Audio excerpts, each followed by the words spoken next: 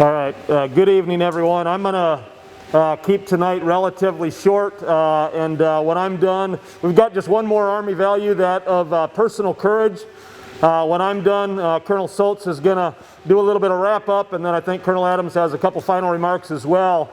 I've got a video for you tonight, and my thought was that the intent for that video was that was going to be voluntary. It's about 35 minutes long. And I want to encourage you to stay. I think it's well worth your time. 2 weeks ago, kind of mentioned in passing Vernon J. Baker and his Medal of Honor citation. And Major Smith mentioned at the time that he thought he was from Iowa, Red Oak or Clarinda or whatever. And I was really intrigued by that. And I got back to my room that night and started doing some further research on Vernon J. Baker. And turns out, yeah, he graduated from Clarinda, Iowa High School in 1939. And he was an orphan at 4 years old. His parents were killed in a car accident. He was primarily raised by a grandfather in Cheyenne, Wyoming, where I understood he lived much of his adult life after World War II. He received his Medal of Honor 52 years after the actions which won him that Medal of Honor in 1997. There was not a single African American that received the Medal of Honor during World War II. And that was on account of their skin color, even though their actions deserved that highest award. So when Vernon J. Baker in January 1997 received his Medal of Honor along with 6 other African Americans that day, the 7 African Americans to receive the Medal of Honor, he was the only one of those 7 still living. The others had been deceased. And I found this NBC special facilitated by Tom Brokaw near the end of the 2006 Winter Olympics in Torino, Italy, not far from where Baker received his Medal of Honor citation for his actions April 5-6, 1945. And it's about 35 minutes long, and it really captures not only his Medal of Honor, but the Army values that he lived by, not only in the service, but beyond the service as well. And I was really struck by this guy and how he lived the Army values. And I don't know all the details about his life, and I'm sure he had flaws like the rest of us do. But I really thought he really lived the Army values in such a way that he's an example to all of us, and especially so considering that he faithfully and loyally served a nation and an army that discriminated against him on account of his skin color. I just find him to be an outstanding, phenomenal example of these Army values. So I'm going to plow through the slides pretty quickly tonight, and we'll get to that. Just a review of some key definitions. And the one theme as I've gone back through these Army values again, and I mentioned this before, the one thing that has really struck me about these Army values, and I think it ties all of them together, is this reoccurring and echoing theme: do the right thing. Do the right thing. I think that is inherent in all the Army values, and I think it's what really holds them all together. Do the right thing. That's a great campaign plan or phrase. That's a great tagline or hashtag. And I want to just really encourage you with that as we wrap this up tonight, to do the right thing. That's essentially what these values are all about. Next slide, please. Again, just a review of the Army values that form that acrostic: leadership. Next slide. Here's the last one tonight: personal courage. Personal courage means to face fear, danger, or adversity, both physical and moral. Personal courage is not the absence of fear. It is the ability to put fear aside and do what is necessary or right. There's that theme again. Personal courage takes 2 forms: physical and moral. And effective leaders demonstrate both. Next slide. We'll go into a little both physical courage and moral courage. Physical courage requires overcoming fears of bodily harm and doing one's duty. Physical courage triggers bravery that allows a soldier to take risks in combat in spite of the fear of injury or death. For leaders, mission accomplishment may demand risking their own lives or those of soldiers and justly taking the lives of enemies. Of course, many of you have heard, especially around Memorial Day when we remember our fallen comrades, whether you are a Christian or not, or believe in the Bible or not, this verse gets often rightly referenced on Memorial Day observances and gatherings. Greater love is no one than this, to lay down one's life for one's friends. And I know Colonel Schultz, you're going to make mention of that as well too, but we probably all know, at least passively know of somebody that laid down their life in service to our country, that laid down their life for their brothers and sisters in arms, that laid down their life for a cause greater than themselves. And that certainly that is deserving of honor and remembrance. Next slide, please. Personal courage also involves moral courage. We've talked a little bit about that before. Moral courage is the willingness to stand firm on values, principles, and convictions. It enables all leaders to stand up for what they believe is right, regardless of the consequences. Leaders who take full responsibility for their decisions and actions, even when things go wrong, display moral courage. Moral courage also expresses itself as candor, being frank, honest, and sincere with others.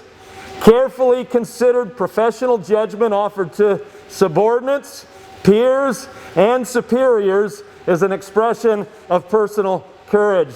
Let me just emphasize there, carefully considered professional judgment offered to subordinates, peers, and superiors is an expression of personal courage, rather than reckless, unprofessional judgment offered to subordinates, peers, and superiors. And of course, when our emotions take hold of us, like mine sometimes do, I'm prone to err in that regard.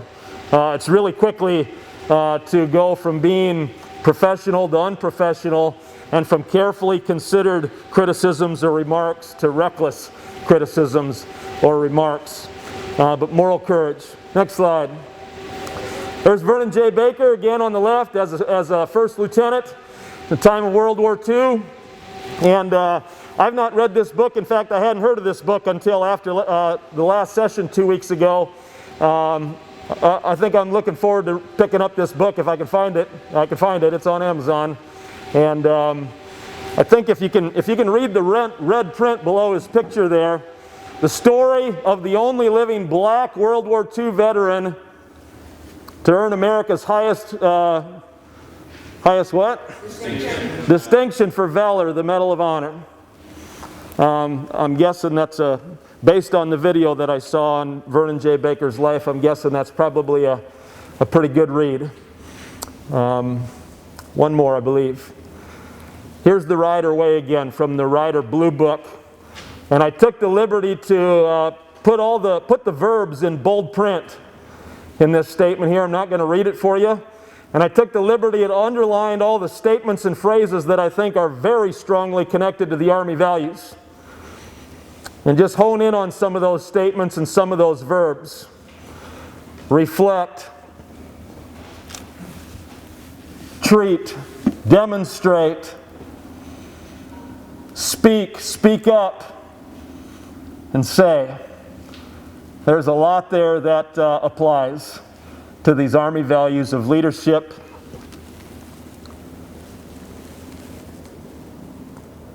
Yeah, good stuff. I'm not going to beat around the bush anymore. That's all I've got, sir. Go ahead.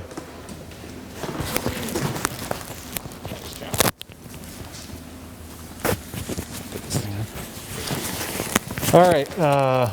Okay, so we're going to do a wrap-up, but in order to kind of start this dialogue, what I was kind of doing some research on, we've killed the Army values. Anybody disagree? Okay, no disagreement. So one of the things I wanted to talk about is we're here in a joint environment where it's not just U.S. Army. So we're Americans. So what are our American values? Anybody have any ideas? What's an American value? Patriotism. Patriotism? Life, liberty, and the pursuit of happiness. Life, liberty, pursuit of happiness. Good. What else? Freedom. Freedom. Okay. Right to bear arms. That's a value. Okay. What else? Truth and justice. Truth and justice. Dignity and respect. Dignity and respect. Okay, that's leading. All right, well, what I found is there's a site out there that actually, for people that are coming to America and they want to learn a little bit about Americans. And they want to know, okay, I'm coming into the American culture, what are the values? And I'm just going to list them off real quick. Because I think why I think this is important is because, you know, we as Americans also are here representing our country. You know, you're representing the Army, but we're also wearing this American flag. So out in the public, when you go out there, the individuals that within the community, and Colonel Abbs will tell you, many we've talked to, they recognize the American flag, and they recognize and they appreciate that. And there's a reason for that, because we're different. We're not like all these other countries, and every country has its own values and belief system and culture. So one of the values, and there's a bunch of them here that list if somebody's coming to America and they want to know what's it like to be an American, or what do we believe? Independence, equality, individualism, democracy, nationalism, meritocracy. What's that mean? What's meritocracy mean? Your merit is work on what you do.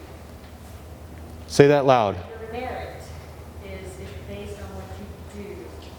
The hard work and effort that you do brings merit upon you, and you should be able to Ascend through merit. ascend through merit. Yeah. Directness. Has anybody worked with multinational partners and noticed that sometimes they're not direct, but we are? Yeah. Innovation. You know, the Americans are known to be innovators. Consumerism. What's that mean? Who likes to buy crap in here? Yeah, everybody. We like to have stuff. Informality. So some countries, their culture is not, you know, they're more formal, right? But we're informal a little bit. Depends on who you talk to. Some of you all are stuffy, but and then efficient. We like efficient use of time. Would anybody disagree with that? Yeah, I would agree that I hate nothing more than my time wasted. So anyway, I just thought that was interesting. You know, it's something to think about when you're thinking about what kind of, you grew up in this environment, and that's what makes us as Americans unique. So we're going to wrap this up. Moral leader training wrap up. Next slide, please. So why did we spend so much time on Army values as part of moral leadership training? Well, I'll give you these two reasons. One, AR 350-1 talks about leader development is the deliberate and continuous sequential and progressive process founded in the Army values. If we can't get this part right, then we shouldn't be doing anything else. Number two, Army culture. The lead integrator is TRADOC, so that's obviously a school function, but look, people first strategy, Chief of Staff in the Army. Says right down there. Our Army culture is grounded in our values of loyalty, duty, respect, selfless service, honor, integrity, and personal courage. If you haven't been in the news lately, there's a lot of stuff going on in the Army, and it's all focused right now. The Chief of Staff's got that people first strategy, and it starts with the Army values. Okay? Too simple. These are just a couple of the driving doctrinal or Army. There's more out there. If you go into every Army manual, I bet you'll find some reference to Army values. Next. Also, the Army still has problems with ethics and values. So do we here. I'll tell you right now, we've got issues down in these formations. And it's not just any one formation, all of them. We've got issues. We've got alcohol problems. We've got soldiers not doing the right things. We've got sexual stuff going on. We've got alcohol problems. Those do not align with the Army values, and we need to fix it.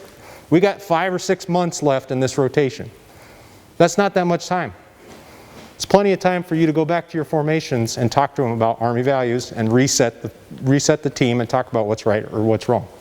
So this is just I just pulled these off the news. You can kind of look at the far left, probably reference to Fort Hood. There's a lot of stuff that's been going on in the Special Forces community, if you haven't seen. A lot of leadership that's been having problems. You know, I think some of this stuff's just common. We just don't really focus on it much.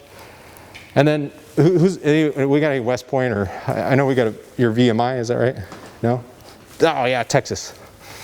Yeah, any West Pointers in here? Not picking on y'all, but. Okay, there's a whole bunch of cadets. If you didn't see that one, they were caught cheating on some tests. So that's a fundamental problem. Those guys are coming in to be leaders in this organization if they can't do that right. And who knows, maybe if I was there, I would have done the same thing. But you know, it's just another reason. Got to get it right. Okay, next one. I think this might be the last one. No, I got one more. Oh, no, go back. All right, so bring this up too, because part of this effort is because I look at it this way. We've all probably known people that have lost their lives in support of defending our freedoms, our American values, and our way of life.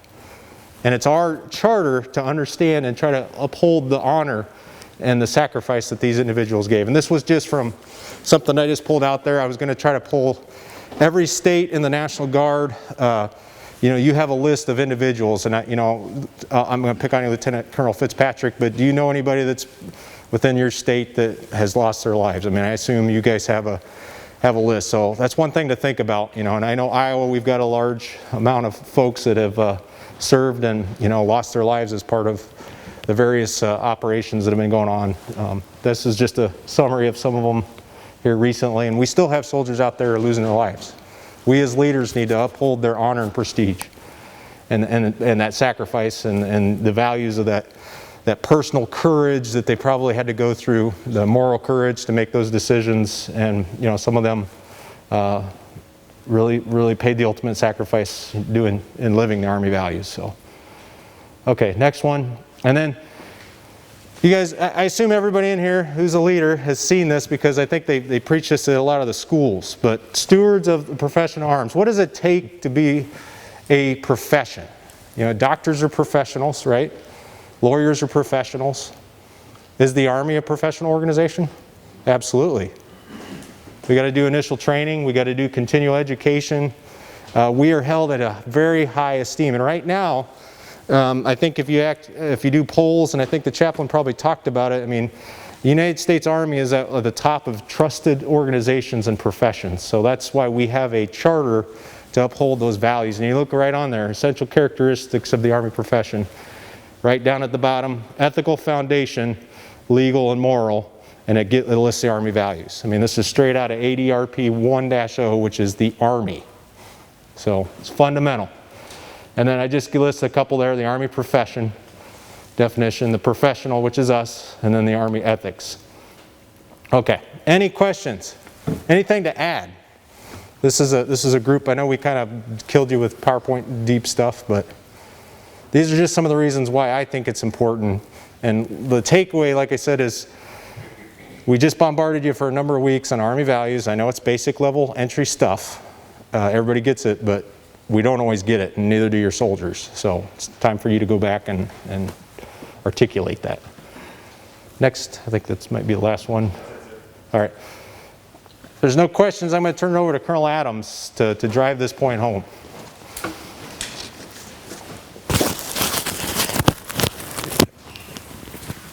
I gotta use both of these.